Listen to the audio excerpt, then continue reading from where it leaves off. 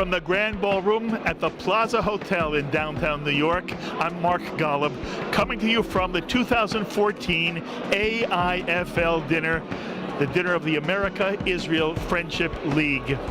It's an extraordinary event. So many people are here. So many wonderful people are here. I'd like to take you outside and give you a chance to hear some of the thoughts of those who are gathered today to celebrate the relationship between the State of Israel and the American people, and to have a theme. Tonight's theme is the Iron Dome. Ken Bialkin, the president of AIFL, decided he would honor not an individual this year, but the Iron Dome, for all it contributed to the safety and well-being of the people of Israel. Let's go outside and give you a chance to hear some of the people gathered tonight to celebrate with the AIFL.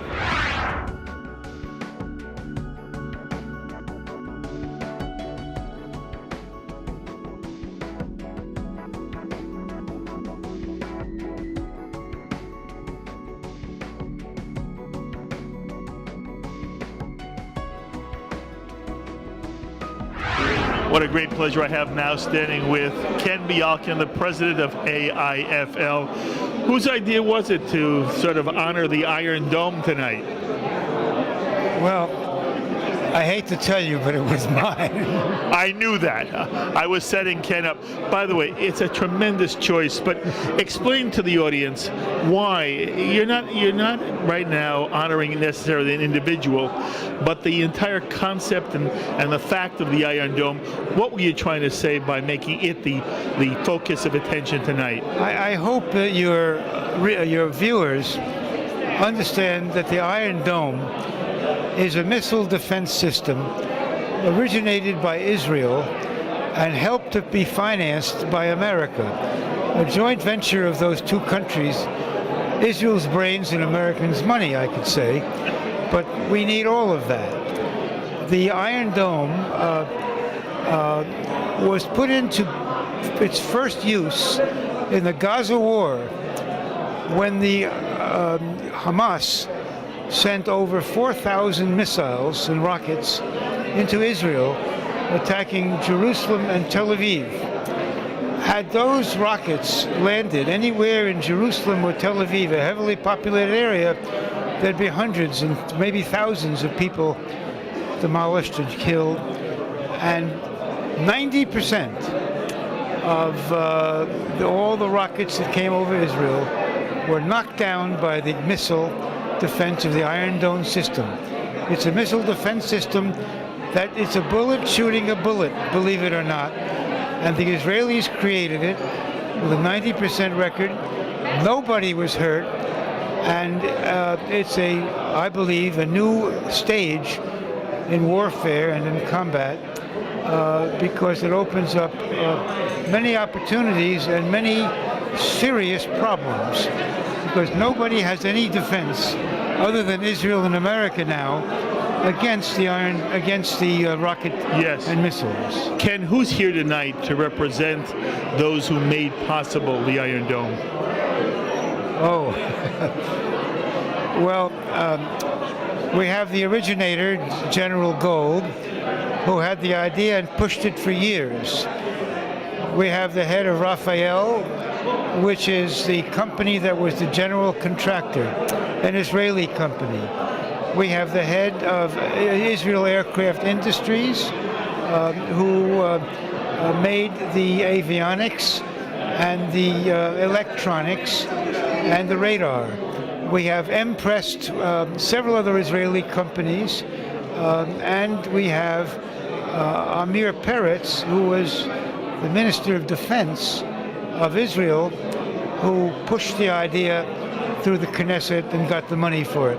So we looked all over to try to get everybody who had a role. And my point is the Iron Dome didn't happen, out of nothing. It happened because there was human genius, much of which was Israeli human genius, that made the Iron Dome technology possible, yes? There's another point. The Iron Dome had a 90% success rate.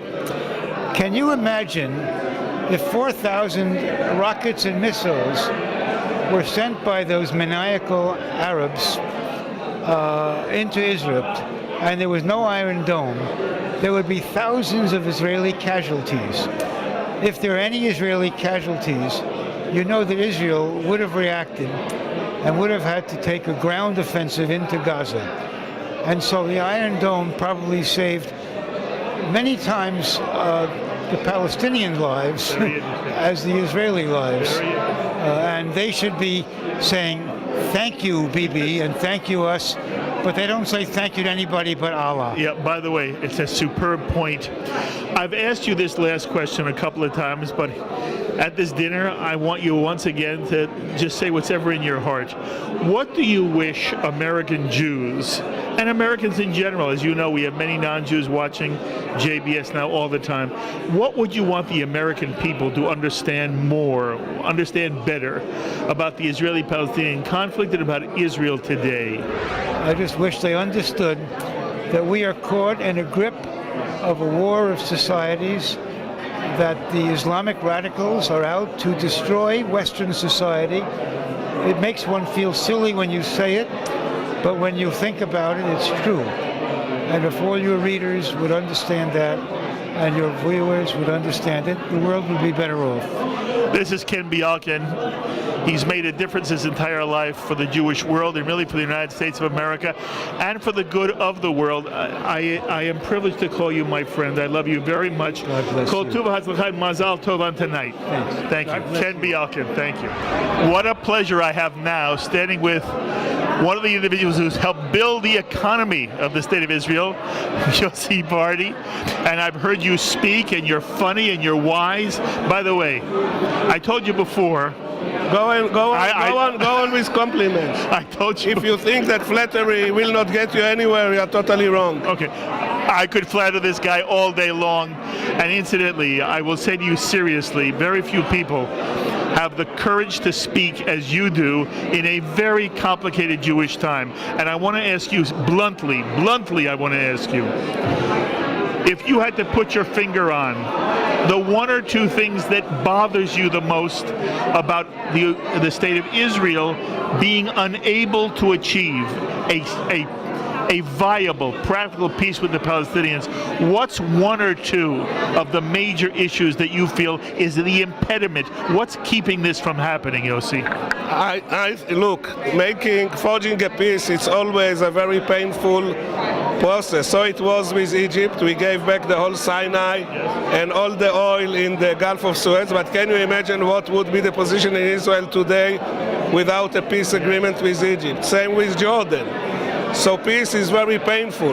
The problem is that you make peace, you have to do very painful give-ups, but you gain a lot. And the main problem is that Netanyahu and Abu Mazen, each one is staying in his own position. What would you, if you were prime minister, what would you give up? What would you give up that's hard to give up? I would give up the prime ministry. I don't want to be a prime minister, so I don't have to answer your question. So forget prime minister. If you were giving, everybody can say easily. No, both sides have to compromise. I want to know from your perspective, what do you wish Israel were willing to do? I want to tell you something. Personally, I participated in the peace agreements with Egypt and with Jordan and with the negotiations, with some of the talks with the Syrians and with the Palestinians. And when you start negotiation, you don't have any idea what will come out. It's very much like doing chult. You know what you put in, you don't know what's come out. It's changed from day to day. So it's very easy for people to be, how you call it, a Monday morning quarterback, Yeah. you call it. So it doesn't make any sense that I will say what they should do. What we should do, I tell you what I should do.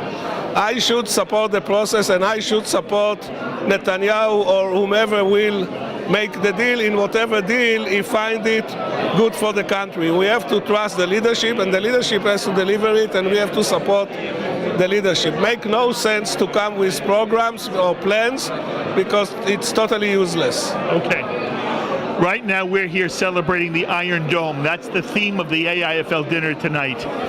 It's technology. I want to know from your perspective, What should American Jews understand about the brilliance of the Iron Dome? And Yossi, I'm asking you honestly, is it ever overstated? Is it exaggerated, or is it true? I don't think it's overstated, and I don't think it's exaggerated.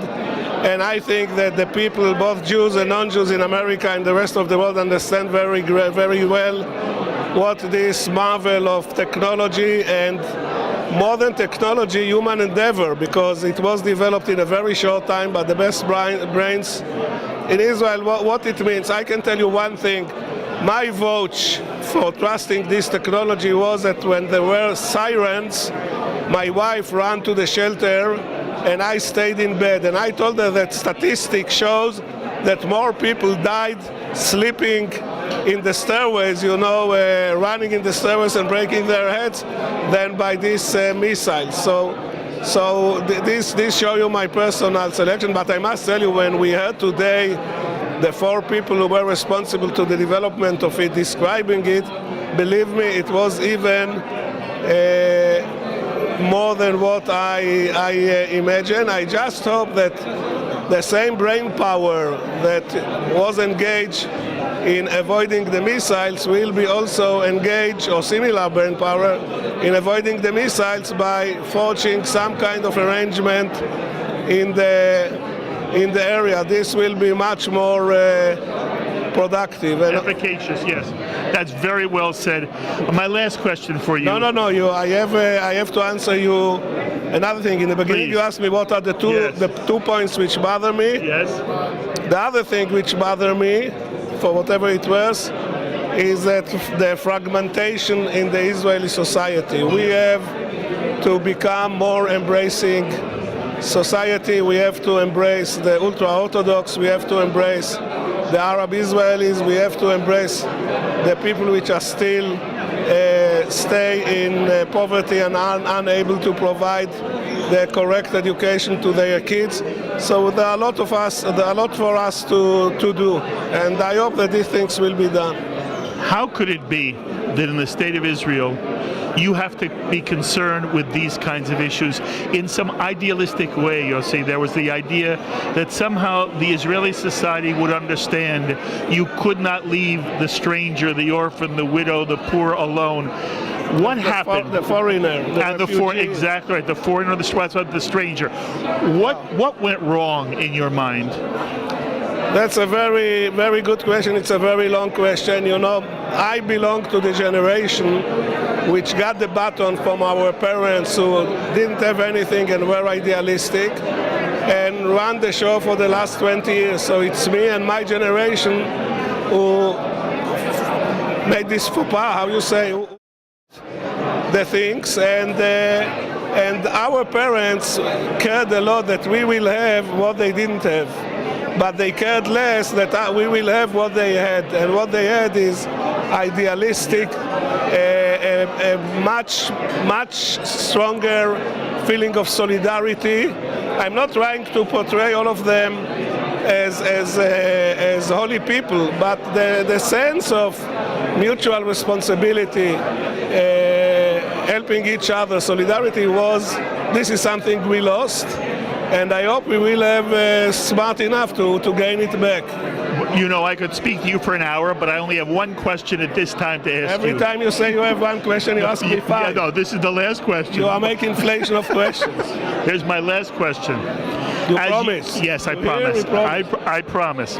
As you look at the Israeli people as a whole, do you feel that they are prepared to make the necessary compromises and for peace? Will they make the sacrifice? Yeah. Look, it's not that the Israeli people don't want to make peace, correct?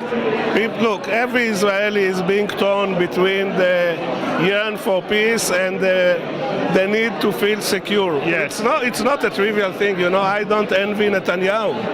But look, Begin was able to do it, Rabin was able to do it. I hope that Netanyahu or any other leader will be able to stand up to this challenge, and the whole region will become terrific. The same rhetoric that we hear today, you cannot trust the Palestinians, they just want to kill us, etc.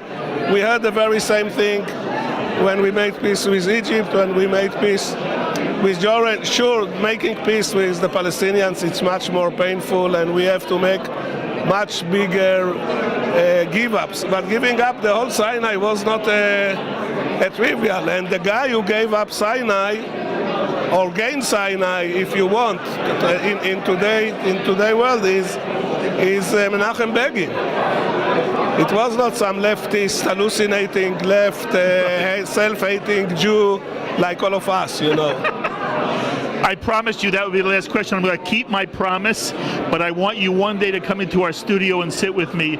You are a fascinating, wonderful person who's made a major contribution to Jewish life. Kol Tuva Hatzlacha. Kol Tuva Hatzlacha. Yes, you are. I have to tell you something.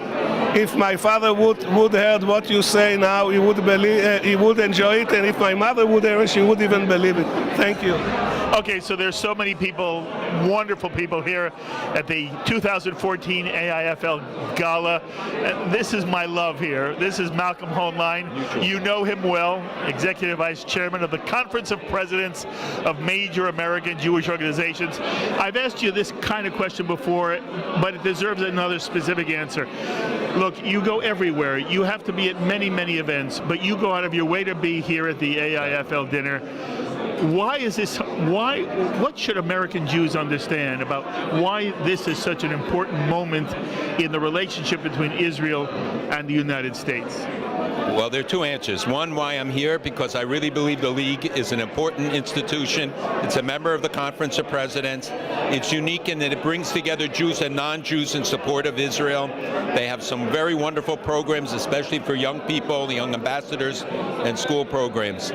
So that's why I'm here, and I've long been involved, and I'm a member of the board of the League. This is a unique time in U.S.-Israel relations, a tough time.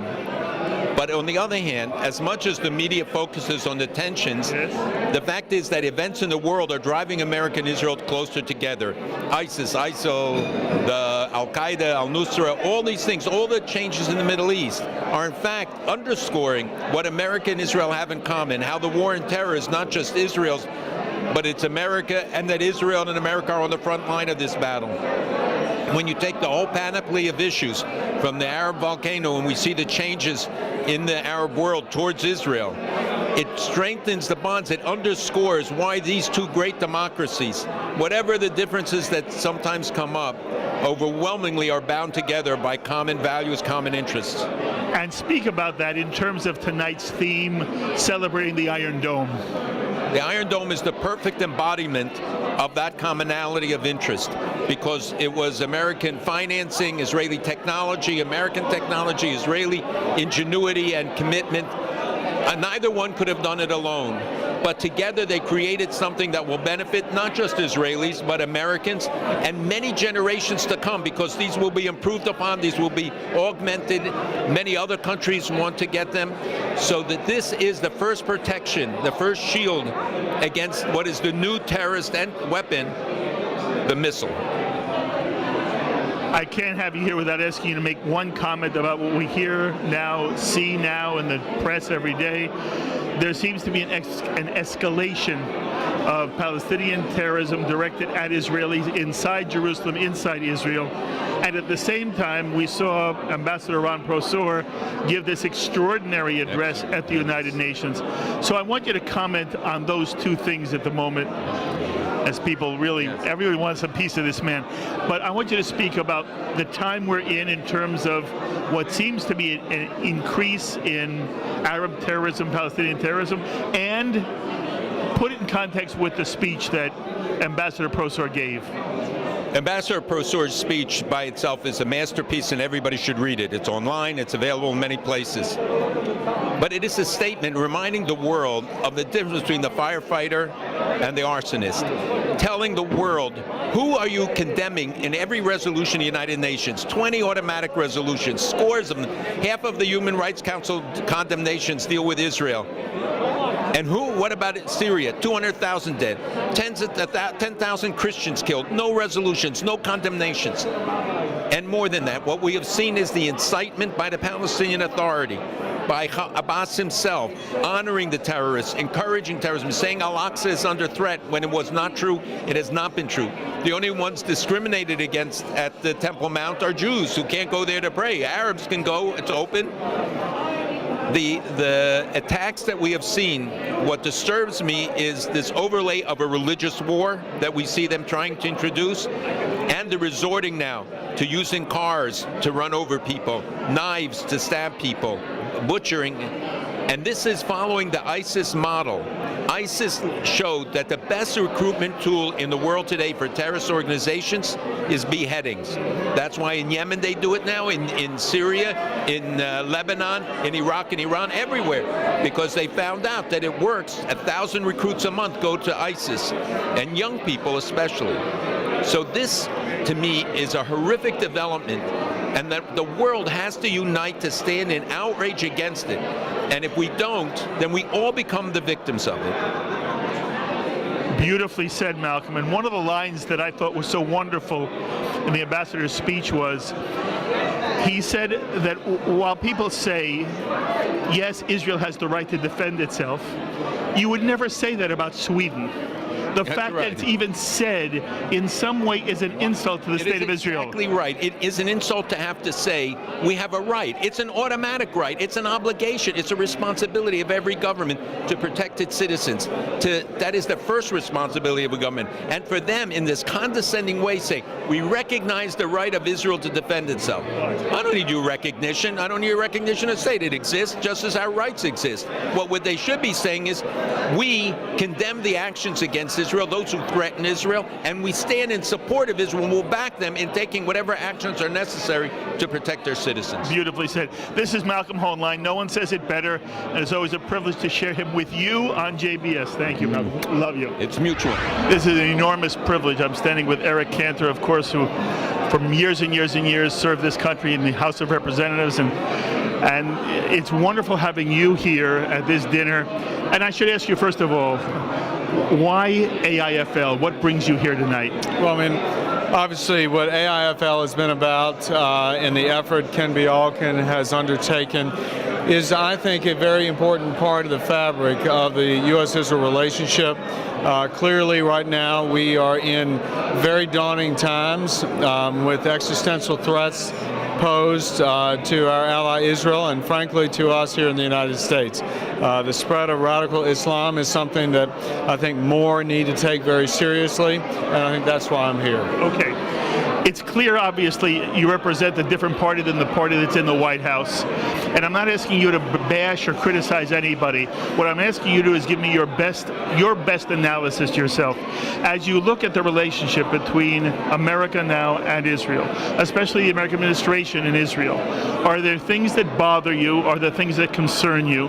And you know there are many people here who have concerns that somehow there has not been as strong or tight a relationship between the White House and the Israeli Prime Minister as has been in the past. You bring a different perspective. You've seen it. You've seen the arc of time. So I'm asking you to kind of, from your perspective, Eric Cantor, give us insight. What do you feel the American Jewish community and Americans, again, we have a lot of non-Jews who are watching right now, what would you want America to understand about the administration and the Prime Minister and the American administration and the American Congress and the State of Israel? How would you now define the quality of the relationship between these two countries? Well, first of all, I think we've got to step back and remember that there is a bond between our two countries that's very unique. Yes. And it goes beyond just the inextricable link between our security and that of Israel's, because I believe wholeheartedly one goes with the other. But it also runs deeper. It's our commitment to the freedom of religion, the freedom of speech, speech, the desire for human progress and equal rights and the rights of minorities and women. Those are the kinds of things that we share with Israel. And frankly, there's no other partner of ours in the Middle East, and I would dare say even the world, that is as close to our values as Israel is. So when we see instances where our president may not be as open, if you will, with our ally, or may in fact say something critical publicly towards our ally, it is somewhat troubling. And I do believe, though, that the American people share with the people of Israel in our hope for a strong, secure land in Israel and for ultimately peace, but not to impose that and try and force an ally into a compromising situation. So I continue to hold out hope that we can continue to stand by Israel, and that in fact the relationship between the executive branch in this country and that of the Israeli government can improve. Beautifully said. All right, politics aside, policy aside, I hope you appreciate how, whether Jews were on the left or the right, Republican or Democrat, we were very proud of the position and responsibility you chose as someone who's part of the Jewish community and serving the United States of America in an extraordinarily high position, in a position of responsibility. So the one personal question I ask you is, how do you become you, and what's the Jewish dynamic? You know, if we had an hour, I'd sit and talk to you about your whole Jewish background. But in general, what's the Jewish component of Eric Cantor? Well, first of all, I always look at sort of being Jewish and being American as loosely analogous, because, when we're born as Jews, we're told that it's not just wearing a name badge, that we're given a list of commandments or mitzvot by which we should conduct our lives, and it is a faith of deeds upon which we are judged. And similarly, in a democracy, as an American, we don't just sit still. Democracy demands action. It demands participation. So I do think that that's why being an American is such a blessing as a Jew, because this was the first country that ever realized, our brethren, our forefathers, the folks who were Jewish, who came here in the beginning, to be recognized as full citizens. And this country of ours has always recognized our ability to practice our faith and be who we are.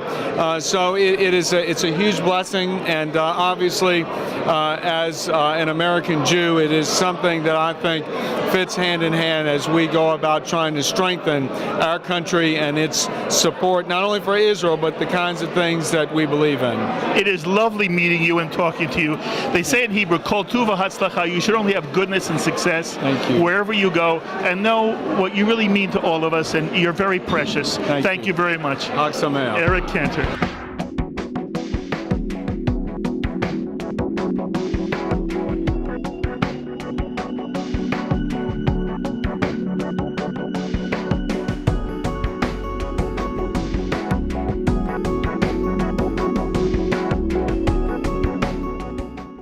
We would be pleased to send a complimentary DVD of this program to anyone who wishes to support Shalom TV on JBS with a tax-deductible gift of $36, double high or more, to the nonprofit organization Jewish Education in Media.